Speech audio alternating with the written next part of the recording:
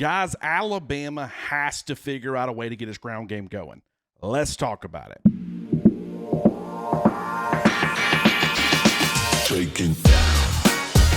What is up, everybody? Clint Lamb with A to Z Sports and Cover Crimson. So on Saturday, it was ugly in a lot of different ways. I mean, there's a number of different issues that we can talk about. The effort has been talked about extensively. The lack of execution, the fact that Florida State hit Alabama in the mouth on both sides of the football. None of it's good. We can spend tons of time talking about all of it. I'm going to choose to instead talk about the run game and how it's got to improve for Alabama moving forward. The effort, all of those things, that has to improve as well. And really, that's first and foremost. But we've talked about that so extensively.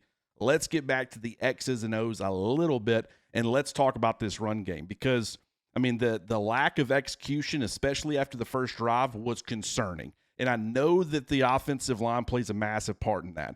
The principles and the execution, all of it was off after generating some movement on that first drive, getting guys knocked off the football, allowing the running backs to have some creases to at least make some, more favorable second and third down situations. It felt like the entire thing fell apart. But there's one player in particular that I want to talk about that I think can at least help that to some extent. And no, it's not an offensive lineman. They've got to get their own stuff figured out. Jaden Roberts returning from injury. Maybe he can get in there and kind of help out the right side of the offensive line. But the left side at this point, it kind of is what it is. They've got to get better up front. But from a running back perspective, without Jam Miller, one of the things that I think they're missing the most as far as their run game is that explosive element that Jam Miller brought to the table. You know, Richard Young is a good player, north-south runner, brings a lot of power, like what he brings from a physicality standpoint. The same thing with Daniel Hill. A big guy, physical guy, can do a lot for you as far as the passing game. But as far as that home run hitting ability, one player who I think helped in that area on Saturday, at least to an extent, and then can help Alabama more in that area moving forward, it would be redshirt freshman Kevin Riley, the local product right there out of Tuscaloosa. This guy has kind of been an afterthought when it comes to Alabama's running back room. I mean, I'm just going to speak candidly. It was Jam Miller. You had Daniel Hill in the conversation, Richard Young, Dre Washington being a transfer from Louisiana. You know, even a guy like A.K. Deere, the highly rated, highly regarded true freshman. A lot of people were thinking maybe he could come in and help out Alabama's running back room. But despite the fact that Kevin Riley is a former top 100 recruit, he seems to have been the forgotten man in that room, and that even includes me. But on Saturday, it was Richard Young getting the first crack at things, then Daniel Hill came in, but instead of Dre Washington, it was Kevin Riley, and I thought that he was the most explosive, most consistent back that Alabama had in this football game. And that, you know, we're talking about running the football. There wasn't a whole lot of opportunities in the passing game, and there's limited to go off of as far as in pass protection for a guy like Kevin Riley. But when you're trying to create or set up favorable situations for your offense, I think Kevin Riley handled that element of things well.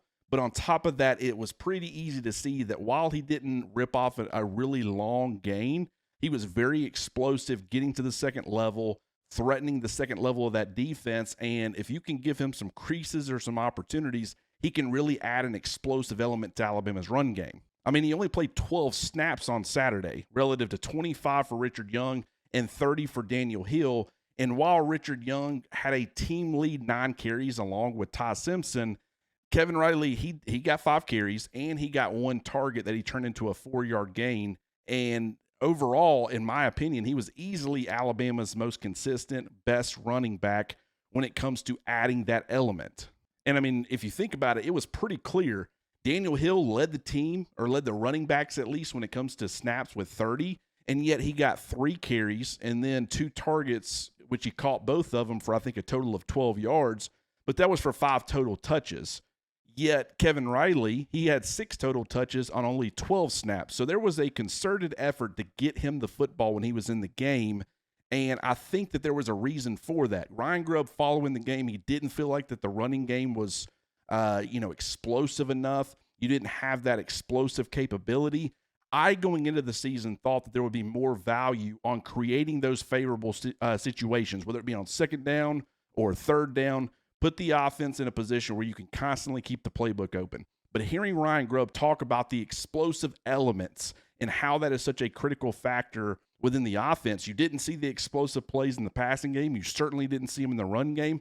But a guy like Kevin Riley, he's not going to be relied on super heavily as far as catching the football out of the backfield, even though he's more than capable.